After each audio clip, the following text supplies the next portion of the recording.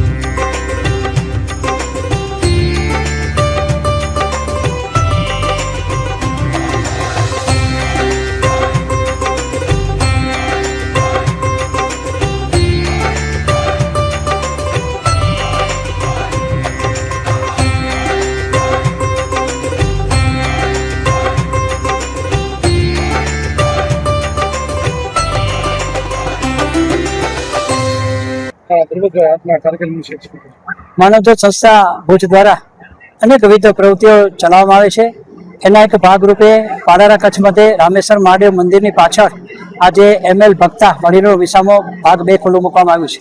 અમારા વંદનીય દાતાશ્રી એમએલ ભક્તા સાહેબ, આજે આશીષભાઈ ભક્તા, આ પરિવાર મુંબઈમાં રહે છે છતાં પણ કચ્છની ચિંતા સેવે અને કચ્છમાં જ્યારે જ્યારે દાનની જરૂર પડે ત્યારે મહત્વ રકમથી દાન આપે એવા અમારા દાતાશ્રીના સહયોગથી આજે વડીલો માટે વધારે 20 રૂમો ખુલ્લા મૂકવામાં આવ્યા છે। પહેલાં અમે લોકોએ 7 રૂમ ખુલ્લા મૂક્યા, આજે 20 રૂમ ખુલ્લા મૂક્યા છે। એમાં ભોજન ખંડ, કિચન, લાઇબ્રેરી, મેડિકલ રૂમ, સંત કુટીર, ઉપાશ્રય એવી અનેકવિધ સુવિધાઓ રાખવામાં આવી છે કે અહીં જે વડીલો આવે એને લાઇબ્રેરી પણ મળે વાંચવા માટે। દરેક રીતે રૂમોની અંદર પણ સગવડ કરવામાં આવી છે। ગરમ પાણી, ઠંડુ પાણી, જમવાની વ્યવસ્થા દરેક રીતે। હજુ પણ અમે લોકો ગાર્ડન બનાવી રહ્યા છીએ આ વડીલો માટે। અનેકવિધ સુવિધાઓ સાથેનું આ આશ્રમ આજે ખુલ્લું મૂકવામાં આવ્યું છે। લોકોનો સહયોગ મળ્યો છે, દાતાઓનો સહયોગ મળ્યો છે। આવો સહયોગ મળતો રહેશે તો અમે આ વૃદ્ધોની વડીલોની વધારેમાં વધારે સારી સેવા કરી શકશું। કારણ કે આપ જાણો છો આ વડીલોને એક બાળકની જેમ ઉછેરવાના હોય છે, એમને જે પણ જરૂર પડે એ એમને મળી રહે એવી સુવિધા સાથે આ આશ્રમ આજથી ખુલ્લું મૂકવામાં આવ્યું છે। અને અત્યારે 12 જેટલા વૃદ્ધ વડીલો અમારા મહેમાન બન્યા છે, અમારે આંગણે આવી ચૂક્યા છે। એ પણ આજથી અમારા માટે કાયમી બની ચૂક્યા છે કે જે રસ્તા ઉપર પડ્યા હતા, જેમની પાસે આશ્રય સ્થાન નહોતું, પણ અમારા મુંબઈથી આશીષભાઈ ભક્તા આવેલા, એમણે કીધું ઉદ્ઘાટન ગમે ત્યારે થાય પણ અત્યારે એ લોકોને આશ્રમની અંદર સ્થાન આપી દો। અને અમે લોકોએ એમને છેલ્લા 2 મહિનાથી આશ્રય સ્થાન આપ્યું। સારી રીતે પોતાની જિંદગી આગળ ધપાવી રહ્યા છે, જિંદગીના છેલ્લા દિવસો આનંદથી વિતાવી રહ્યા છે।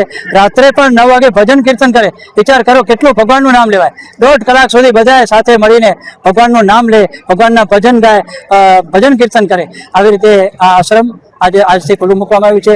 સંતશ્રીઓ, મહંતશ્રીઓ મોટી સંખ્યામાં ઉપસ્થિત રહી તથા ભુજના અને આજુબાજુના ગામડાઓના જે દાતાશ્રીઓ છે, ભાવિકો છે, બધાએ અમારા દાતાશ્રીઓ છે એ પણ અહીં પધારી આજના કાર્યક્રમને 4 ચાંદ લગાવ્યા છે। આ આશ્રમ હવે ખુલ્લું મૂકવામાં આવ્યું છે ત્યારે અમારી પણ જવાબદારી વધી છે। આ આશ્રમ સારી રીતે ચાલે, આ વૃદ્ધોને દરેક સુવિધાઓ પ્રાપ્ત થાય એ દિશામાં અમે કામ કરશું। આજે માનવજ્યોત સંચાલિત વડીલોના વિસામો ભાગ 2 ખુલ્લું મૂકવામાં આવ્યું। એમાં જે અમારા મુખ્ય દાતા જે છે એ પધાર્યા નથી, પણ એના અમને શુભેચ્છા મળેલી છે અને આજે માનવ જ્યોત સંસ્થા જે 49 પ્રવૃત્તિ કરી રહી છે એમાં એક વધારાની પ્રવૃત્તિનો ઉમેરો થાય છે. અને તમે જાણો જ છો કે વડીલોનો વિસામો અને વડીલોને આપણે સાચવણી કરવી એટલે જેમ છોડને આપણે ઉછેરવો હોય ને એનાથી કે નાના બાળકને ઉછેરવો ને એનાથી અઘરું કામ છે. કારણ કે એને લાગણીની ભૂખ હોય છે, એને તમે પૂછો કેમ છો, આમ છે તેમ છે, એની ખબર અંતર લ્યો, એની વધુ ભૂખ હોય છે. પછી દરેકની અલગ અલગ ચોઈસ હોય છે. એટલે એ બધી સંભાળ રાખવાની જવાબદારી માનવ જ્યોત સંસ્થાની થઈ ગઈ છે આજથી. એટલે આ એક ભગીરથ કાર્ય છે જે ભગવાનની કૃપાથી આ પાર પડે એવી વિનંતી કરી છે. અને દાતાઓનો સહયોગ મળતો રહેશે અને મળતો રહેશે એવી ભગવાન શ્રી કૃષ્ણ ભગવાનને આજની દિવસે હું પ્રાર્થના કરું છું.